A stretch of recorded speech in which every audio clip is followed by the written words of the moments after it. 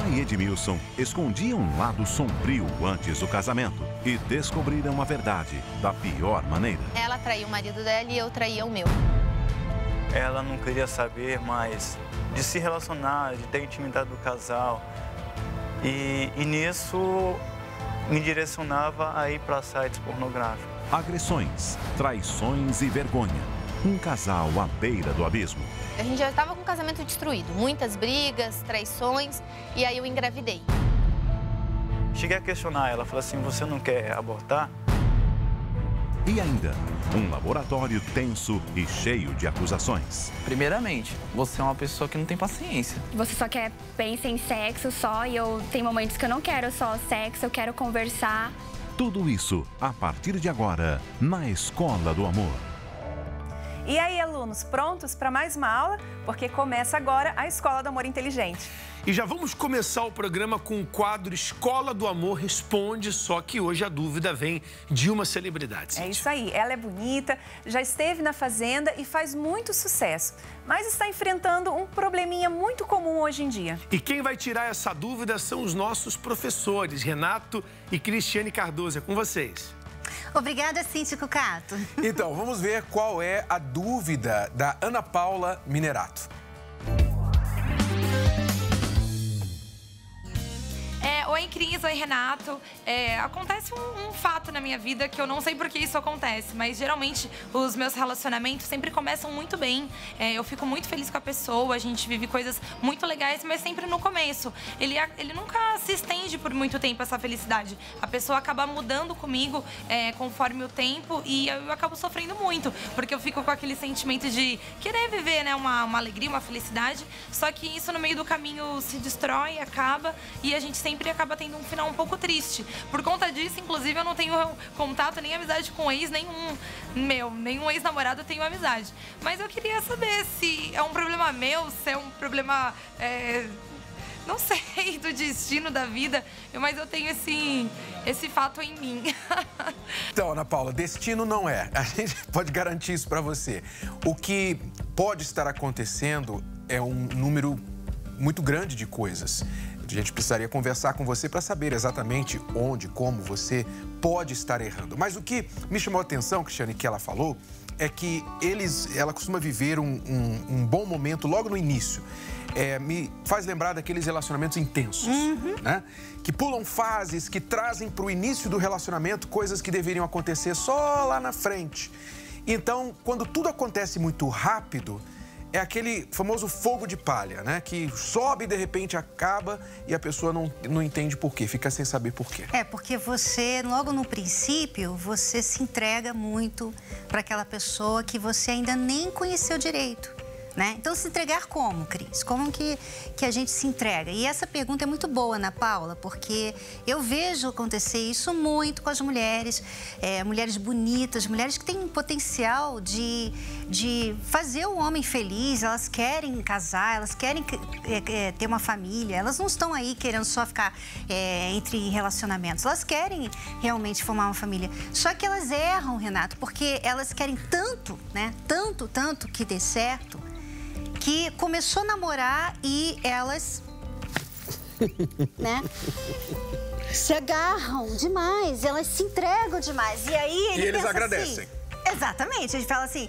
então não preciso fazer mais nada para conquistar ou agradar ou ter essa pessoa porque ela já é minha. Então, ali você perde todo o poder da relação. É como recentemente eu vi uma foto de uma das celebridades aí postando lá. 3 meses que ela começou a namorar com ele e ela já falando, eu sou sua para sempre.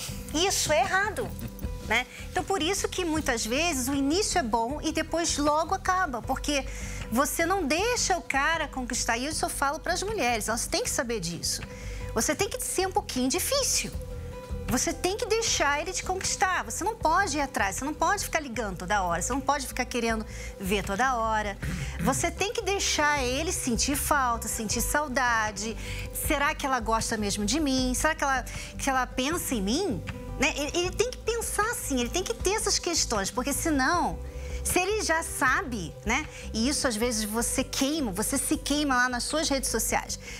quando você posta uma foto com ele e fala para todo mundo que achou o amor da sua vida. Aí, né, ele já não tem mais essas questões, ele tem certeza que ele não precisa fazer mais nada por esse relacionamento. O que eu vejo que está acontecendo muito hoje é que as pessoas confundem namoro com curtir momentos juntos. Então, é restaurante, é viagem exótica, é aventuras. Então, eles investem bastante nesses momentos que são gostosos. Quem não gostaria, né, de ir para uma ilha exótica no Caribe? É um momento maravilhoso, mas vai acabar. Você não vai construir um relacionamento morando numa ilha no Caribe.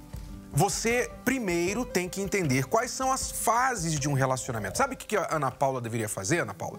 Você deveria, assim, de uma forma bem didática, para cair a ficha, você, e eu aconselho a todas que estão passando pelo mesmo problema, visitar um local de construção. Visitar um local de construção, exatamente. Para você ver como é que é a construção de um edifício, de uma casa, de um prédio, que não começa nada fácil e nada bonito. Tem nada bonito num local de construção.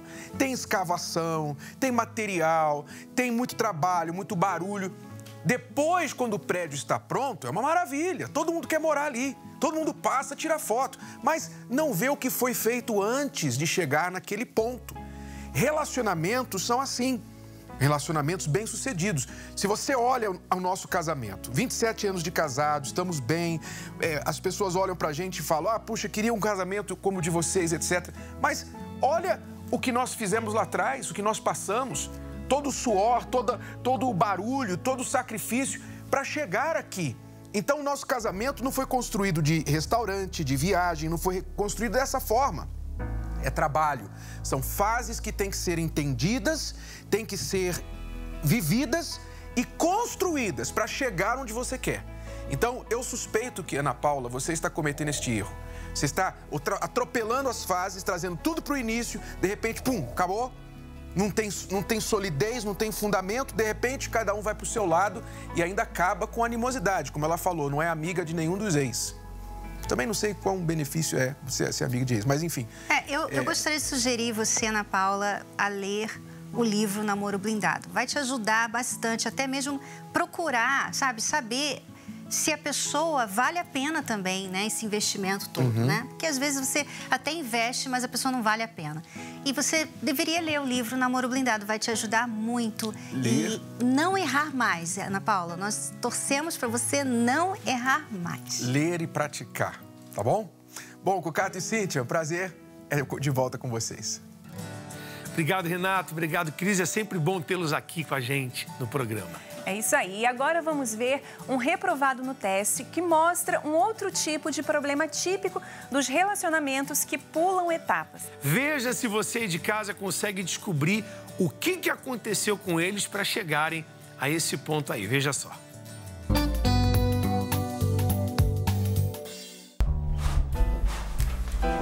Oi. Nossa, Roberto. Antes da gente morar juntos, você sempre me beijava quando chegava e agora você nem olha. Mas também, antes você sempre estava arrumada e cheirosa, né? Olha pra você agora, fedendo a mofo e toda desgranhada, olha isso. O que é isso? Cerveja pra acompanhar meu jantar.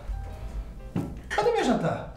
Você fez? Não, eu não fiz esse jantar, porcaria nenhuma. Mas antes da gente morar juntos, né? Você preparava cada jantar maravilhoso pra mim. Mas antes da gente morar juntos, você me trazia flores. E agora você traz a sua cerveja. Eu também não fiz o jantar porque eu achei que você podia me convidar para jantar fora. Você não lembra que hoje faz um ano que nós juntamos os nossos trapinhos? Mas olha a sua situação. Eu vou te convidar para ir na onde? Só se for na feira, né? Dá uma olhada nisso. Não, mas eu me arrumo rápido. E antes você me chamava para todos os lugares, para passear, para viajar. E agora você não me leva para lugar nenhum. Mas antes você me recebia arrumada, trabalhava, me ajudava a pagar as contas de casa. E agora? Você nem trabalha mais. Eu não trabalho mais porque você disse que precisava que eu cuidasse da casa. Eu fico o dia inteiro arrumando e limpando tudo e você ainda reclama que eu não faço nada. Mas antes, você sempre arrumava tudo, me dava um beijinho, me esperava toda lindona aqui dentro de casa, né? Olha pra você agora. E você fica na frente da televisão mais do que qualquer outra coisa. Por que você desligou a televisão? Eu tava assistindo meu futebol. Antes, eu poderia fazer tudo o que eu quisesse dentro dessa casa, tudo. Agora eu não posso assistir televisão. Quer saber de uma coisa? Ainda bem que a gente não se casou. Ainda bem. Reprovados no teste e reprovados mesmo, né, Cíntia? A gente viu aí eles fazendo o comparativo entre o antes e o depois de morarem juntos. A gente já atendeu vários casos assim. É engraçado como é que as coisas acontecem, né? Começam a namorar, aí um dorme na casa do outro. Ó, essa gaveta aqui é pra você. Ó, começa assim, né? Conquistei uma gaveta. Aí é o armário, dorme, passa um final de semana, 4, 5, 10 dias. E aí vem aquele momento derradeiro onde ele entrega a chave e diz assim: agora nós vamos morar juntos. Só que isso é um grande erro, porque quando as pessoas elas não se casam, quando não há esse passo sério a ser dado, é porque a pessoa não vai colocar toda a força. Não. Ela não tem aquele compromisso de fazer dar certo. Por isso que a gente viu aí um jogando na cara do outro, porque nenhum deles tem compromisso de fazer, de fato, aquela relação dar certo. Não, e fora que também, né, aquelas pessoas não se conhecem ainda de fato e de verdade. Não existe uma responsabilidade, eu não tenho um compromisso assim tão sério com a outra pessoa, né? Então, assim, já entra com um pezinho atrás. Bom, se não der certo, é só um ir para sua casa, pronto, e acabou. Fica a dica aí para todos, para que você não caia nessa roubada também. É isso aí. Agora vamos ajudar um casal que briga muito por causa dos problemas financeiros. Ela acusa o marido de ser mole e de não lutar para crescer profissionalmente. E ainda revelou que ele sempre quer sexo, mas não dá a mínima atenção para ela. Então, laboratório neles. Todo momento você fica só reclamando das minhas atitudes. Mas você tem que tomar iniciativa, Gabriel. Você tem que sair desse serviço para ganhar mais, porque a gente tem uma filha, a gente tem que dar o melhor para ela, a gente tem que sair do aluguel, a gente tem que sair de onde dá, porque você sabe o que a gente passa dentro de casa. Mas eu não posso ficar nessa situação e tomar atitudes precipitadas, porque você mesmo assim, mesmo falando, você... Tipo, a gente tem a nossa filha, eu tenho você acha que eu vou fazer isso e acabo perdendo emprego, enfim, aí acaba arriscando a nossa vida, entendeu? Não é uma atitude precipitada, você tem que colocar na sua cabeça que você tem talento, você tem que partir pra cima. A gente tem uma filha, então eu quero dar o melhor pra ela. É bem importante a gente pontuar uma situação. Há uma diferença muito grande em cobrar, em você ficar cobrando aquilo da outra pessoa. Não, você tem que achar um emprego, você tem que fazer isso. Você vai na rua, olha, as crianças dentro de casa, tá faltando comigo. Há uma diferença de eu incentivar o meu marido. Olha, você vai conseguir. Hoje você vai sair e você vai conseguir achar um emprego. Mesmo que ele fale, poxa, mas eu não tô conseguindo. Não, amor, poxa, amor, eu vou te ajudar. Vamos pensar em alguma coisa. Vamos sentar aqui. Vamos sentar os dois juntos e vamos pensar no que a gente pode fazer. Vocês estão construindo a vida de vocês. Incentive ao invés de ficar cobrando, porque cobrar é fácil, né? E ninguém quer fracassar. Então, quando o marido está enfrentando problemas, ele já está envergonhado por causa do problema que ele está enfrentando. Já tem esse peso, a responsabilidade, a cobrança pessoal. Aí ele chega em casa e encontra a esposa, ao invés, como a Cíntia falou, de incentivar, de ajudar, vai lá e joga mais um peso sobre ele, isso não é ajudar, você não está motivando, pelo contrário.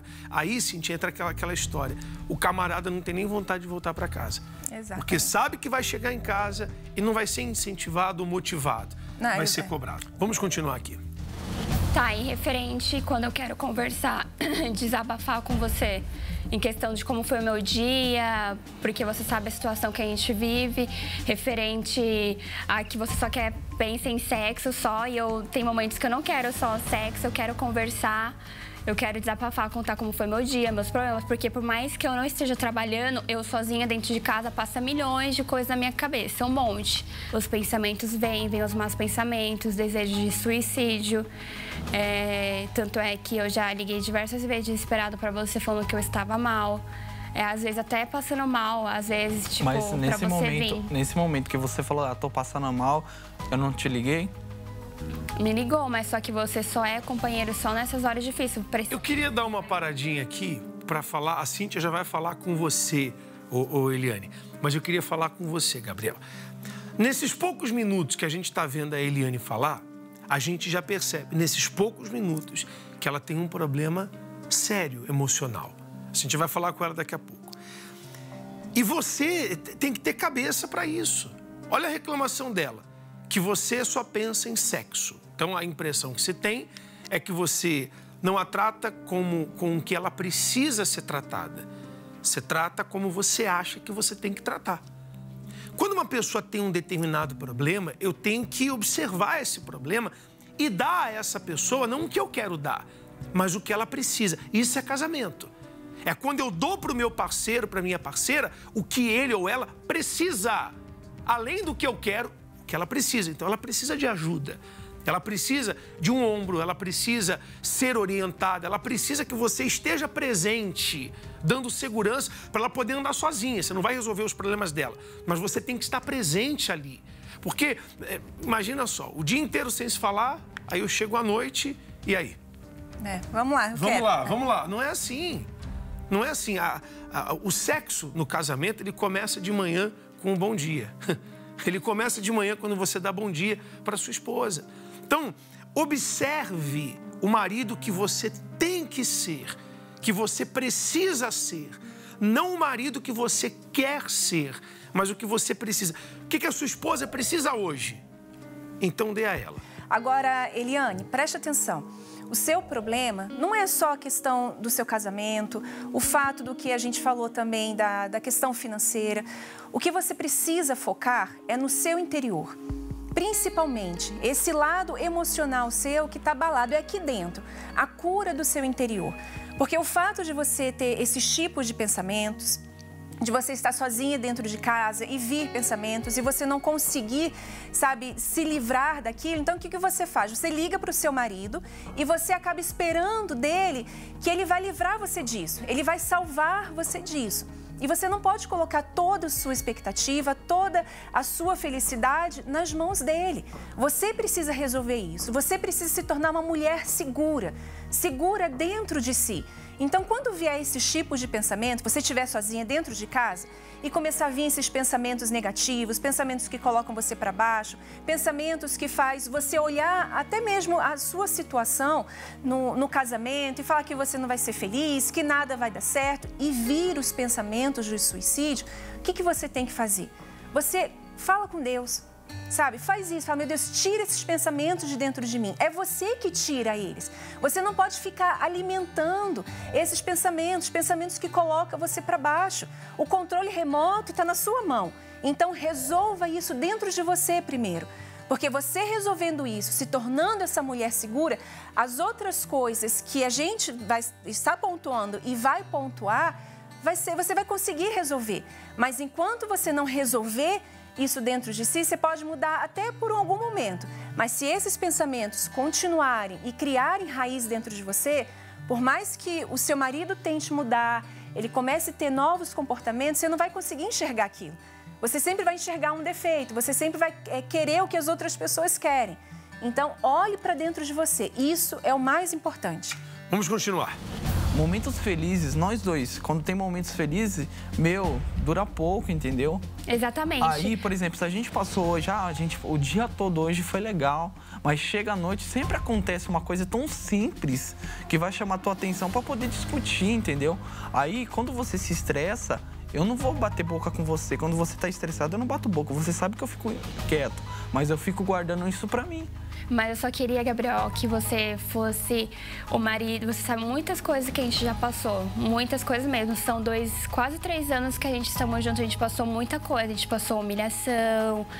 A gente passou maus olhos. As pessoas xingando a gente. As pessoas julgando a gente. Então, eu só queria que você visse que tudo isso que a gente passou fortalecesse nosso relacionamento. Você visse que eu estava mal, você pegasse e ia lá e me dar uma orientação, porque sabe que eu não estou bem, dentro de mim tá muito mal, tá tudo destruído.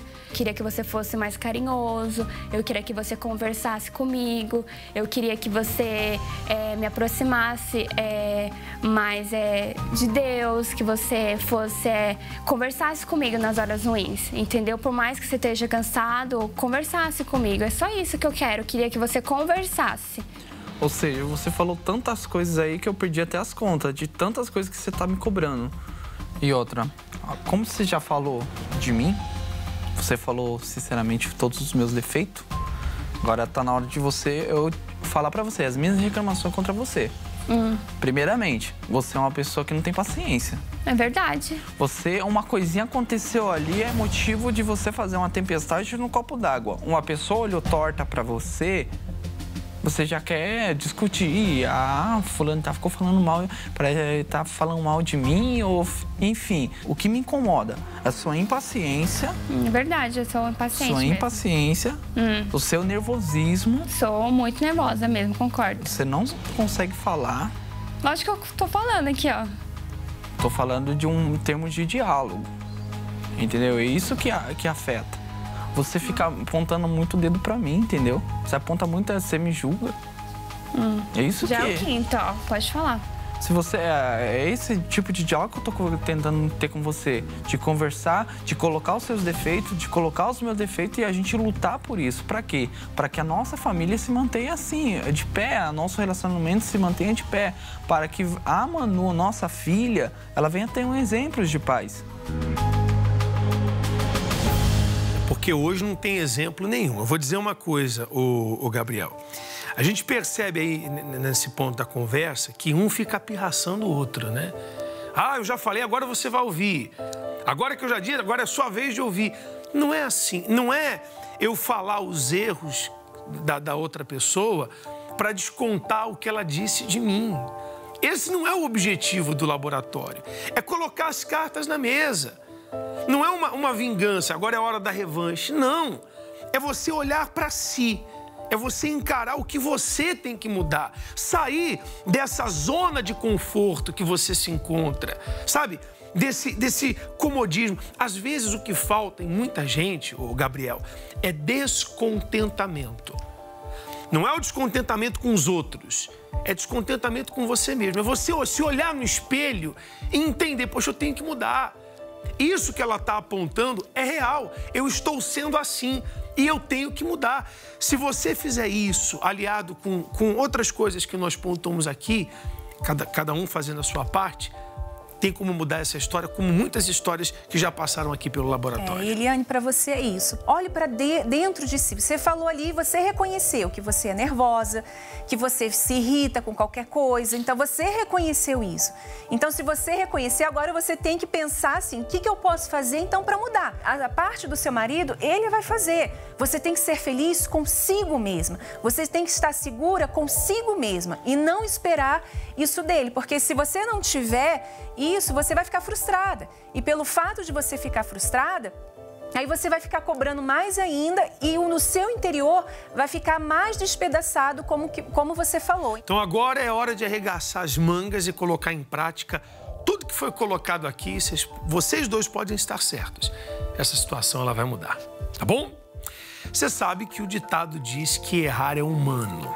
Porém, além de assumir os erros, é importante reconhecer os erros e trabalhar para que eles não se repitam. E quando falamos em relacionamento, então, as chances de errarmos triplicam. Nossa equipe conversou com pessoas que assumiram seus erros e tiraram grandes lições daquilo que aconteceu. Vamos acompanhar. Essa é a Tamai Mayumi. Tem 44 anos e é tradutora e intérprete. Durante os 5 anos de namoro, se mostrou insegura e extremamente ciumenta.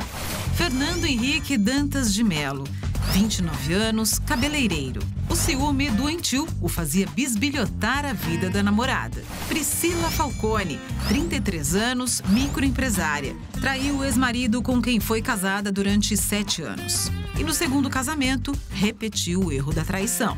Rodrigo Rosa Santos, 39 anos, empresário. Escolheu as drogas ao invés do casamento de 13 anos. Eu quis dizer, você não quis você escutar. Agora não peça, não me faça promessas. Eu não quero te ver, nem quero acreditar que vai ser diferente, que tudo mudou. Essa parte que fala, né? Eu quis dizer, você não quis escutar. Isso acontece? Acontece. Falta de comunicação. Acontece muito. É que cada pessoa também tem... a gente tem que saber chegar em cada pessoa. Depende da forma como a pessoa coloca, fica mais claro para você, né? Depende, se ela fala, você faz isso e isso, talvez você já fica de uma forma na defensiva e não vai aceitar aquilo. Mas dependendo, em uma situação mais apropriada, ele fala, tá vendo? É exatamente isso que você faz. Aí você desperta. Eu acho que isso acontece. Acho que cada um tem a maneira de reconhecer o seu erro. Mayumi, me conta um pouco do teu erro. Era ciúmes, insegurança muito grande da minha parte. Você namorava? Isso, namorava. O relacionamento ele vai mudando, né? As situações vai evoluindo, né? Com o decorrer do tempo. E eu fui me perdendo nessa questão da insegurança, dos ciúmes, tão grande que eu fui criando fantasmas inexistentes, né? Ou talvez até existia, mas era uma questão mais de saber contornar, gerenciar a crise naquele momento com a pessoa amada. Você também era um ciumento? Eu era. Eu era o verdadeiro ciumento. Eu era aquele cara que procurava pelo em ovo. Onde não tinha nada, eu tava lá caçando. Eu era daquele cara que pegava o celular da namorada e ficava fuçando o tempo todo. O que ele falou é perfeito. Parece que a gente procura pelo em ovo, a gente procura se machucar. Total. Né? No meu caso, meu marido, eu sempre falei que ele era meio mulherengo, né? Numa de nossas brigas, ele conheceu uma menina, né? Uma mulher, acabou ficando com ela e logo em seguida acabamos voltando. Só que nessa de acabar voltando, ele continuou com essa menina, falando que nós não tínhamos mais nada, né? Ele meio que enganou ela e meio que me enganou, porque também pra mim ele falou que ela não tinha nada com ela. E eu descobri tudo pelo Facebook. Nós acabamos nos resolvendo, ele parou de ver essa menina. E toda vez que ele sai, ele fica muito tempo sem dar notícia, eu com a minha insegurança, com meus ciúmes, eu começo, você tá me traindo. E você traiu ele também? Sim. Pra se vingar? Pra se vingar. Tá aí mais um erro, Pra se vingar. Na realidade, é aquela coisa. Ele fala que não foi traição, porque quando ele ficou com a menina, nós não estávamos juntos, estávamos brigados. Só que morando na mesma casa, né? Então, pra mim, isso é uma traição. E você? Bom, no meu caso, eu sempre tive o desejo de construir uma família, né? Eu casei muito cedo, com 18 anos eu casei. Né? Só que eu levava duas vidas paralelas, né? Eu levava a vida do pai de família, do marido, do filho, e por trás eu tinha uma vida secular que era o viciado em drogas. Então, durante algum tempo, eu consegui administrar o relacionamento e o vício. Só que com o passar do tempo, eu comecei a não comparecer em casa, a faltar, a não ficar de noite em casa. E ela me perguntou, até que eu me abri. Então veio a separação, veio o sofrimento dos filhos. Então todo aquele sonho que eu tinha construído, ele desmoronou. O que você aprendeu com seu erro? Eu aprendi que errar, a gente vai sempre errar. Não tem como não errar num relacionamento. Mas o ser humano é aquela busca incansável de ser feliz. Eu não desisti de ser feliz. Mesmo naquela situação de dependência química, de abandono, de ninguém dizer que ia dar algo, eu queria ser feliz. E a oportunidade que eu tive da vida foi de recomeçar do zero. Então, quando eu recomecei do zero, eu falei, os erros que eu cometi no passado, eu não vou errar de novo. Todo erro merece perdão? Depende. Se tiver aquele arrependimento sincero e que não vai acontecer de novo, eu acho que merece perdão. O arrependimento, ele nunca pode vir só com palavras, né? Exatamente. Com atitudes, né? Você tem o que ver a arrependimento, mudança. ele tem que vir com atitude, mudança de comportamento, erro praticado, pedido de perdão, mudança radical. A partir daí você vê a diferença na pessoa, né?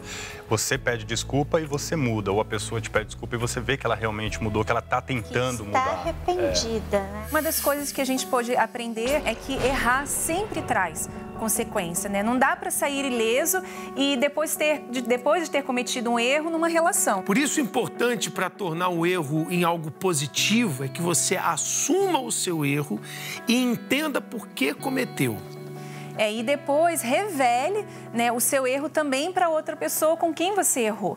É importante que ela saiba o que aconteceu e que você realmente está arrependido para que vocês possam manter a relação limpa e honesta. Ela vai ver essa sinceridade, até o que os convidados ali falaram, sobre falar do erro, se arrepender e querer mudar. Não quer dizer que isso te libera para errar, né? Então eu posso errar, chego, falo, zerou, eu erro de novo. E sempre vem aquela desculpa, errar é humano. Não pode ter isso. Mas não se esquece que persistir no erro é burrice, né? Diz o ditado. Tem um estudo que diz que no relacionamento são precisas 5 situações boas para equilibrar uma ruim. Então, se houve um erro, eu tenho que acertar 5 vezes. E eu queria falar uma coisa aqui, Cíntia. Tem gente que fala assim, errar, a gente aprende errando, é errando que se aprende.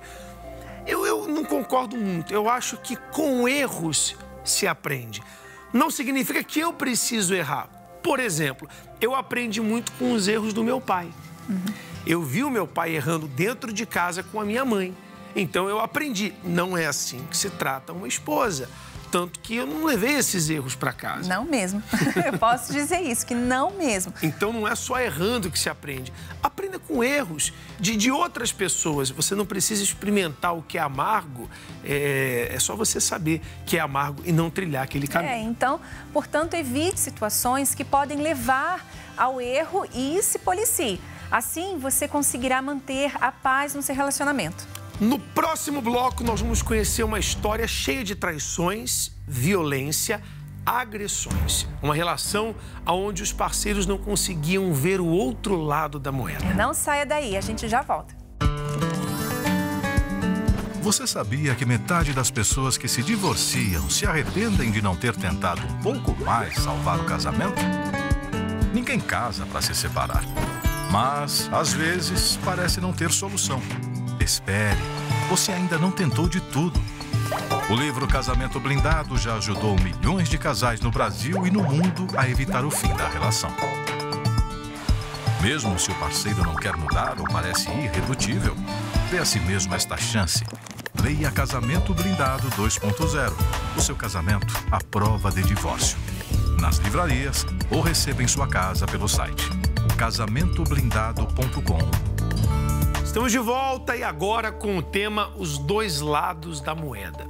Aliás, a gente usa bastante essa expressão quando quer mostrar um outro ponto de vista diferente do nosso, não é mesmo? E quando falamos em moeda, logo vem à cabeça aquele jogo do cara ou coroa, certo? Então, agora conheça um pouco mais sobre essa expressão tão popular. Cara ou coroa? Você já deve ter ouvido esse termo pelo menos uma centena de vezes na vida. Quem é que nunca lançou a sorte atirando uma moedinha no ar, não é mesmo?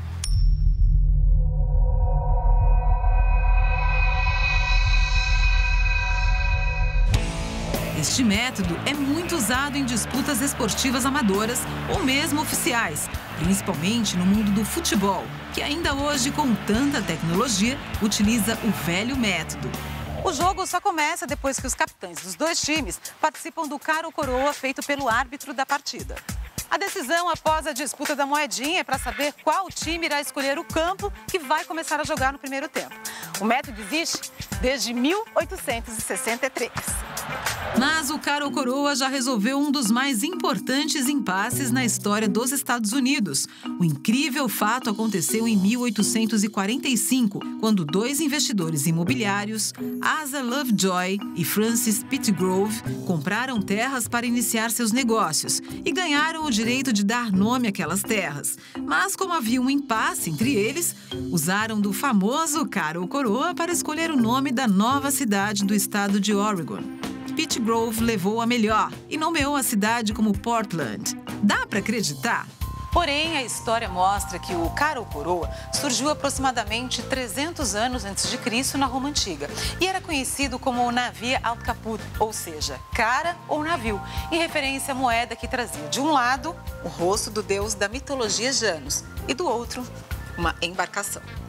Mas a reflexão de hoje é: no casamento, dá para usar o cara ou coroa ou melhor mesmo é conhecer bem o outro lado da moeda? E chegou a hora de entrarmos no tema de hoje, que é os dois lados da moeda. Eu estou aqui com uma das moedas representativas, moedas antigas, que tem o lado a embarcação, dá para ver que aqui é a ponta do navio, e do outro lado a cara. Dá para ver aqui o nariz aqui e aqui também. Bastante diferente das moedas de hoje, né? A Cíntia tem uma... tem mais de R$1. Cara...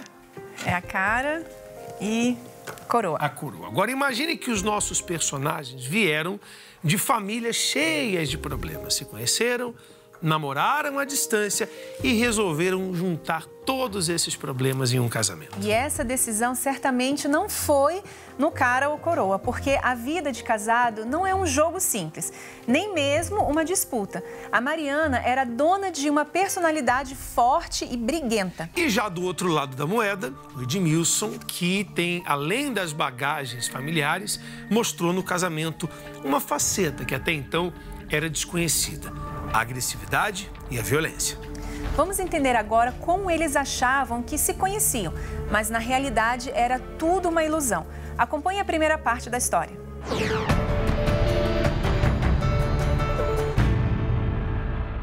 Eu conheci o Edmilson lá em 2008, mais uma festa com as amigas, e eu buscava ficar com alguém, porque elas já tinham com quem ficar.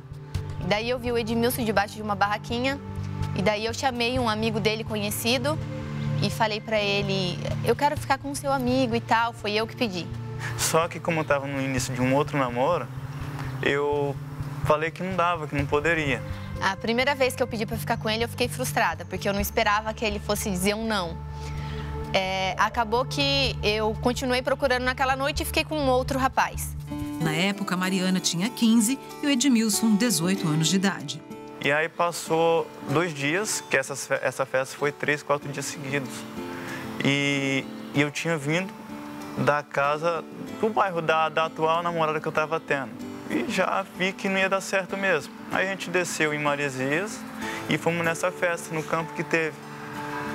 E aí foi aí que eu falei com um amigo meu para falar com ela novamente. Aí foi a minha vez de pedir para falar com ela. A partir desse dia, eles começaram a conversar, saíram algumas vezes, até que a mãe da Mariana descobriu. Daí minha mãe veio e falou assim: o que eu já te falei? Filha minha não tem que ficar na esquina com o garoto, ficando com um e com o outro. Você só vai sair de casa se ele vir e pedir para namorar. Ela chegou para mim e perguntou: você quer namorar? Aí eu falei: vamos. Na mesma noite ele foi em casa, pediu para minha mãe para namorar comigo e dali a gente começou a namorar. O começo do namoro foi bem, só que a Mariana precisou mudar para Londrina, já que a mãe dela estava arrasada com o fim de um relacionamento. Sem alternativa, os dois passaram a namorar à distância. Quando a gente foi para Londrina, a gente brigava muito, eu e minha mãe. Era mais motivo mesmo, eu acredito que eu era muito rebelde. Então, com essas discussões, eu sentia falta de alguém ali. Com as amizades no colégio, eu tinha conhecido um rapaz que ele estava sempre ali por perto. E daí eu falei assim: bom, eu não quero mais namorar à distância, eu quero alguém próximo. Daí naquele momento eu falei assim: eu vou terminar. O relacionamento de 3 anos chegou ao fim. Logo após o término do nosso namoro, eu fiquei frustrado, não sabia o que fazer. Mas dentro de mim assim veio um sentimento de que eu podia fazer mais ainda. Aí já ficou na cabeça de chegar ao fim do ano eu ia aparecer lá em Londrina. E daí eu fui surpreendida com ele, eu ainda estava namorando e eu fui surpreendida, ele apareceu na loja onde eu estava trabalhando.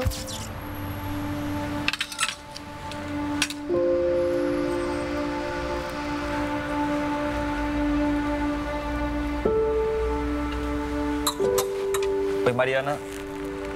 Eu vim te ver, eu trouxe pra você. Edmilson, o que você tá fazendo aqui? Você não sai da minha cabeça, a gente precisa muito conversar.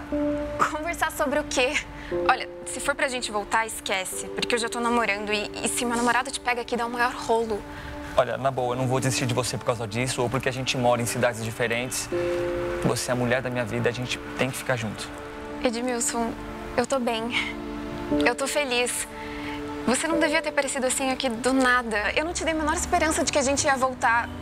E essa coisa de namorar à distância não é pra mim. Me dá uma chance.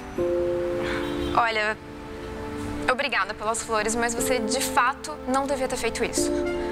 Bom, eu vou indo, mas eu tenho certeza que a gente vai ficar junto.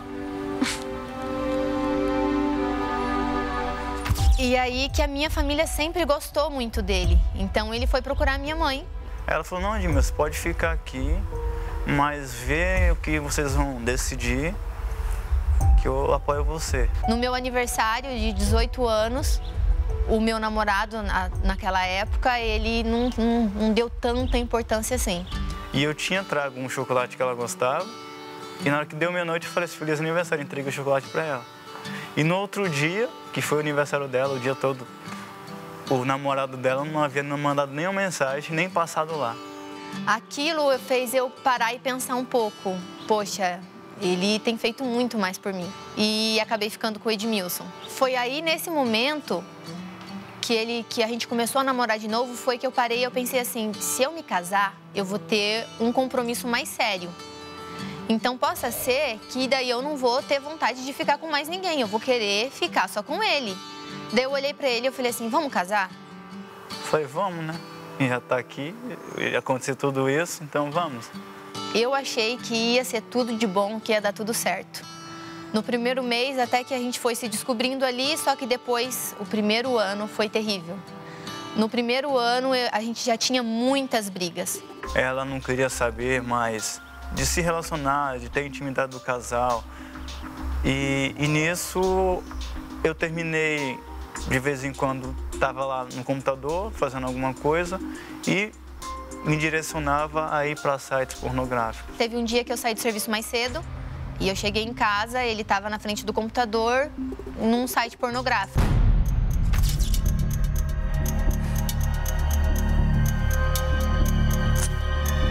Droga. Tá travando bem agora, meu. Que droga. Que droga.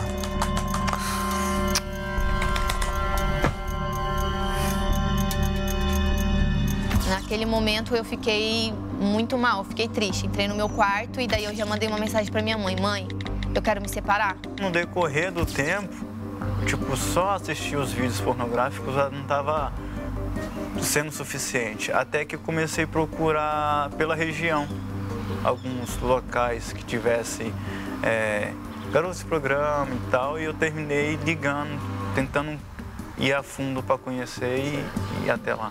Conforme a gente brigava e eu levantava a voz, tinha vezes que eu ia para cima dele, apontava o dedo na cara dele, daí ele segurava os meus braços, ele me jogava na parede, ele me jogava no chão. Aí eu segurava os braços dela, e aí como a pele dela é clara, ficava marcado, e ela dizia que aquilo iria servir de prova para ela, para fazer corpo de delito.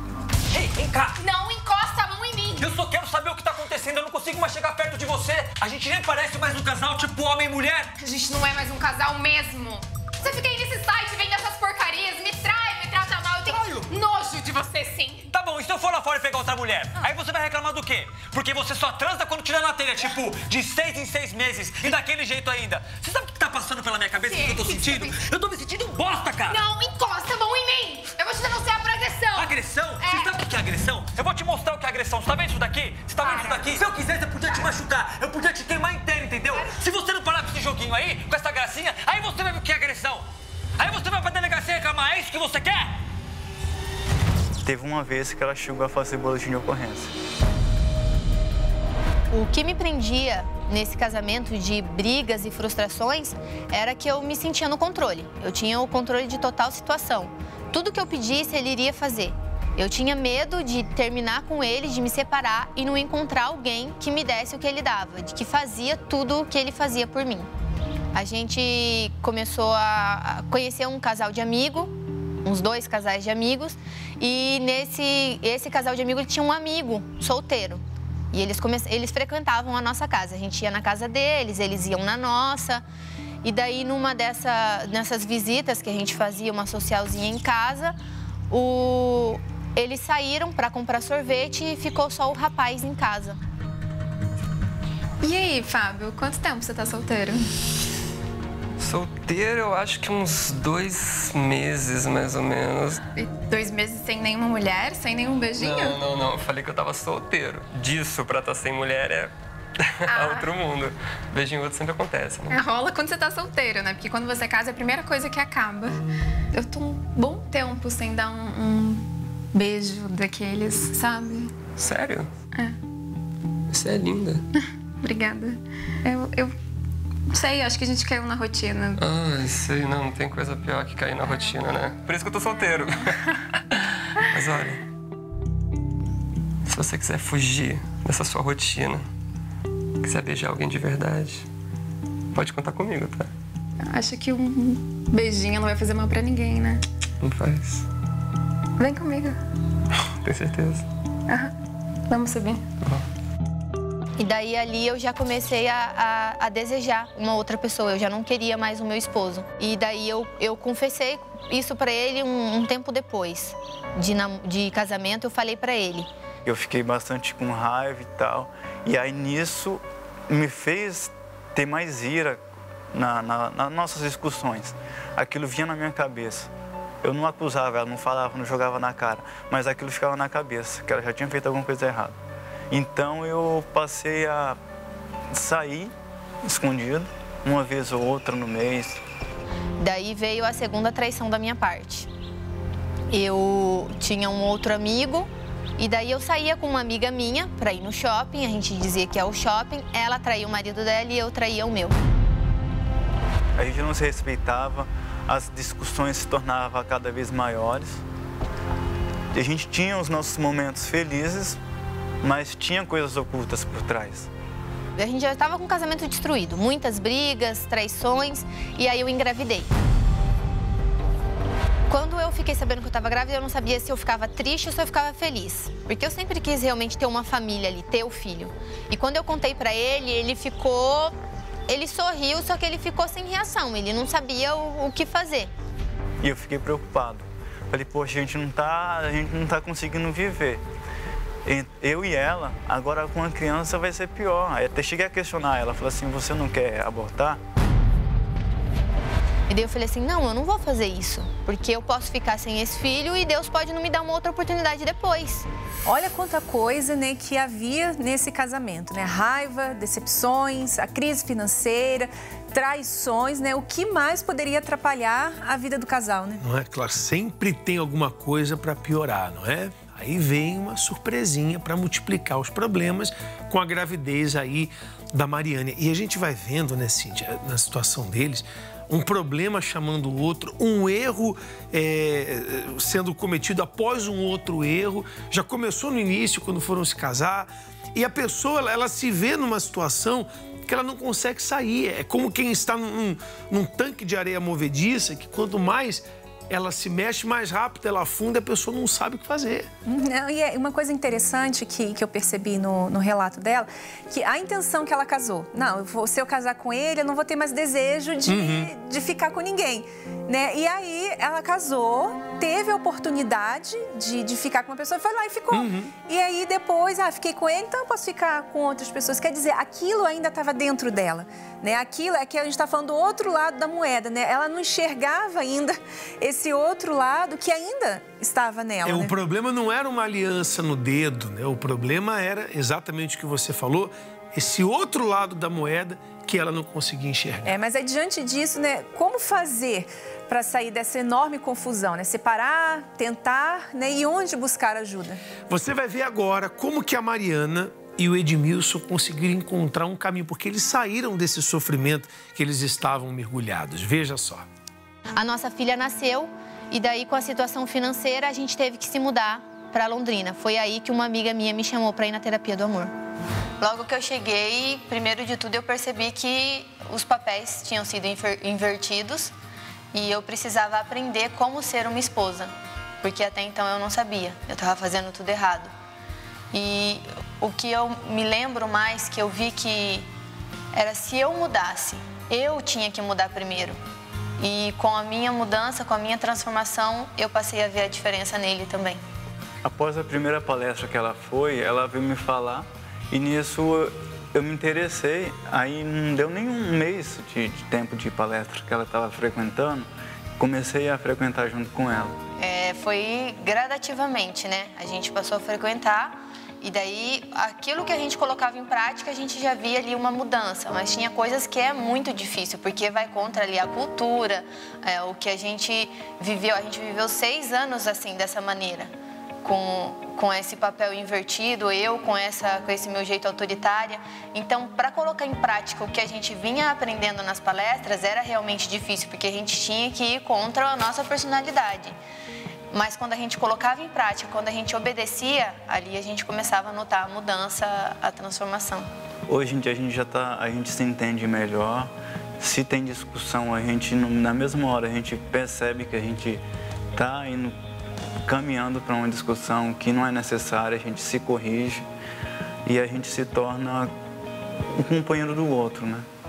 Nós estávamos em uma das palestras e a gente ouviu essa palavra de que deveríamos nos confessar quem de direito. A gente se arrependeu do erro, mas a gente não falou. Tinha coisa escondida. E daí eu ficava assim, nossa, mas se eu tocar no assunto de novo, eu vou criar uma situação desnecessária, uma discussão desnecessária.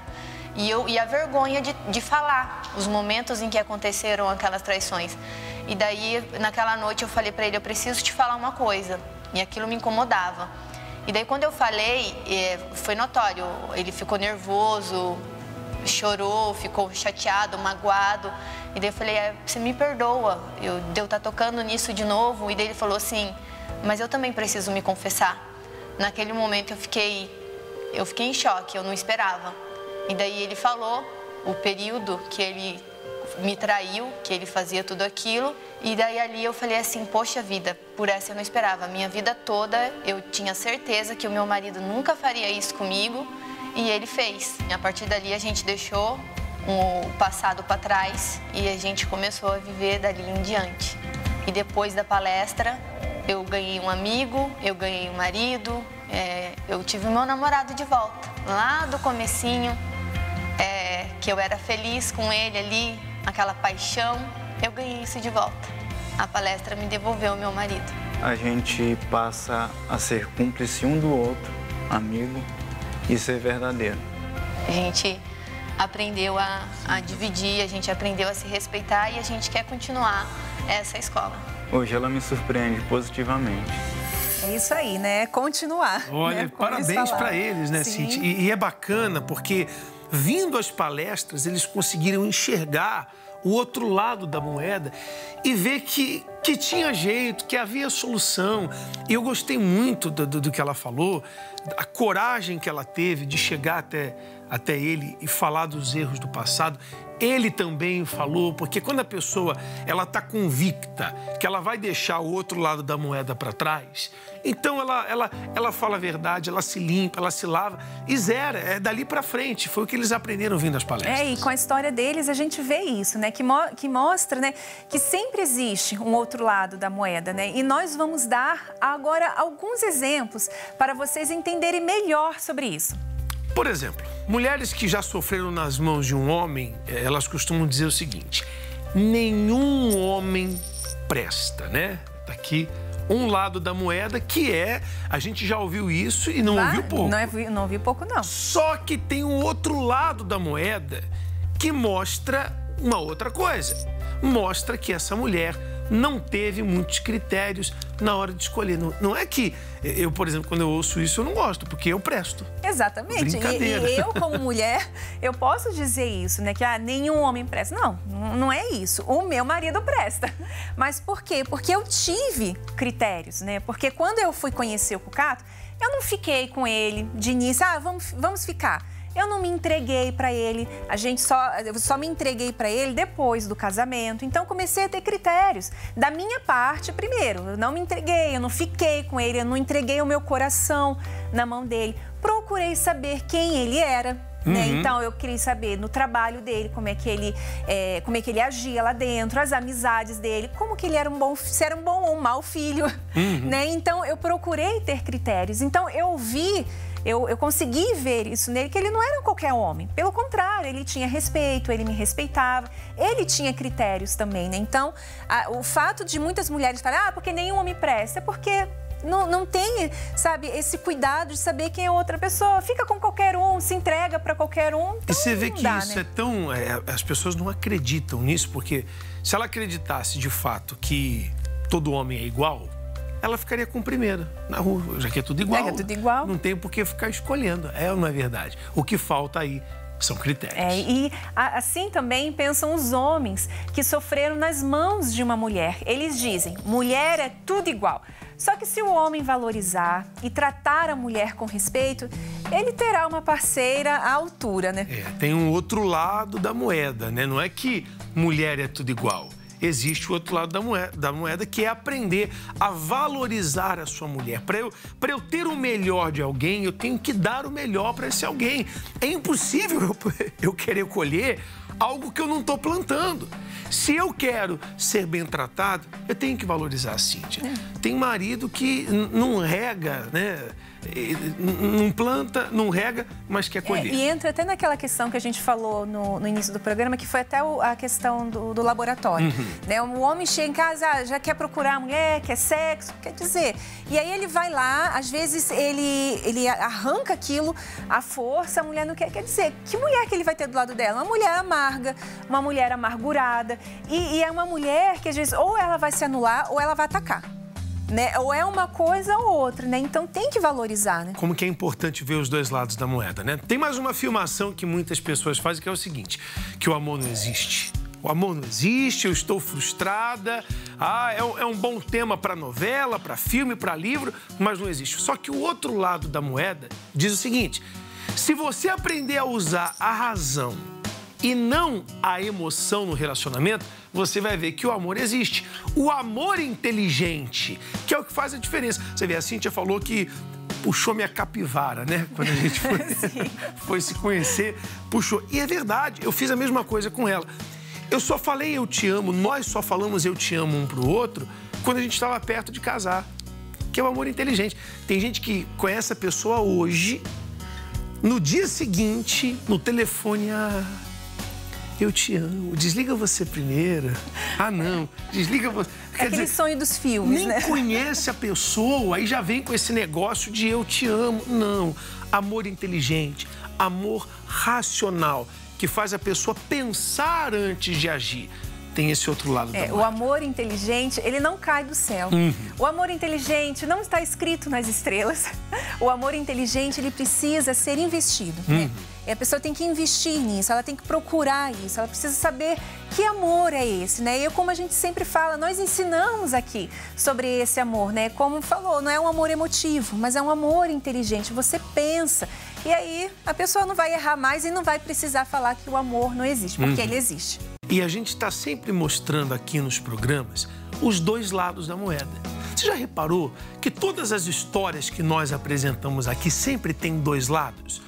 Um lado que tem a traição, a falta de compreensão, problemas do passado, traumas não resolvidos. E depois a gente mostra o outro lado. Mas você já viu o que fez essa moeda virar? Foi a atitude que essas pessoas tomaram de chegar até as palestras.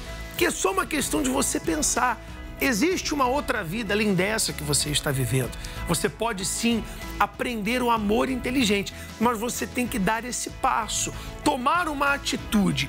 Aí sim você também vai conseguir ver o outro lado da moeda, virar esse jogo que você está vivendo. É buscar essa ajuda, né? É tomar essa atitude, é falar assim, não, eu preciso de ajuda, eu quero enxergar esse outro lado da moeda, né? Então, venha participar das nossas aulas presenciais, né? Aqui você encontra o apoio e o ensinamento que você precisa para virar esse jogo. Aulas que acontecem toda quinta-feira no Templo de Salomão e você pode escolher o melhor horário, 10 horas da manhã, 3 horas da tarde e 8 horas da noite. E o melhor de tudo é que você não precisa pagar nada por isso. Tem creche para os seus filhos e estacionamento. Anote aí o endereço, Avenida Celso Garcia, 605, a 5 minutos da Marginal Tietê. E através do site terapiadoamor.tv, você pode descobrir as localidades mais próximas de você e participar, porque essas palestras acontecem também em todo o Brasil. Bom, infelizmente o nosso tempo acabou, mas veja o que estamos preparando para a próxima aula. Uma aula pra lá de especial. Bispo Macedo e sua esposa Esther fazem revelações inéditas sobre os 47 anos de casamento. Surpresas e muito aprendizado. Até mais. Tchau. Tchau, tchau.